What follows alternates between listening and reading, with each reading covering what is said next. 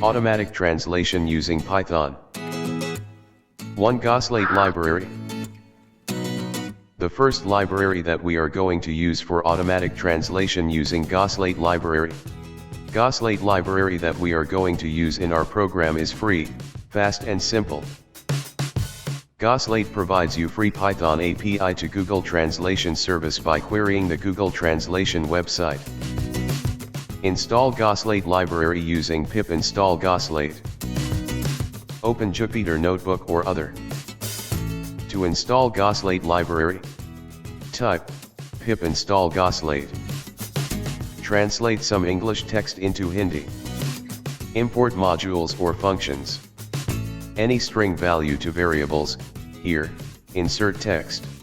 Call the Goslate function, with capital G, after dot notation, from Goslate Library in a variable. Now call translate function, with two parameter. The first parameter is our text and the extension is for language to translate. Text here, HI stand for Hindi.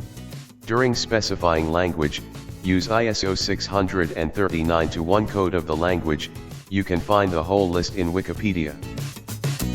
List of ISO 639-1 codes, Wikipedia. Other example, text translate in German. Import Goslate. gs equals goslate.goslate.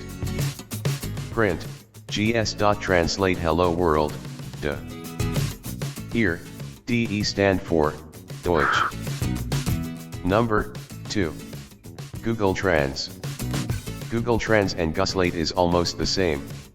Let's try converting some English text into French. Install modules by .pip, install, Google Trans. Text equals Python is awesome. From Google Trans import translator. Translator equals translator. Translator.translate text, dest equals fr.text. Python est genial. In French. Number 3. TextBlob.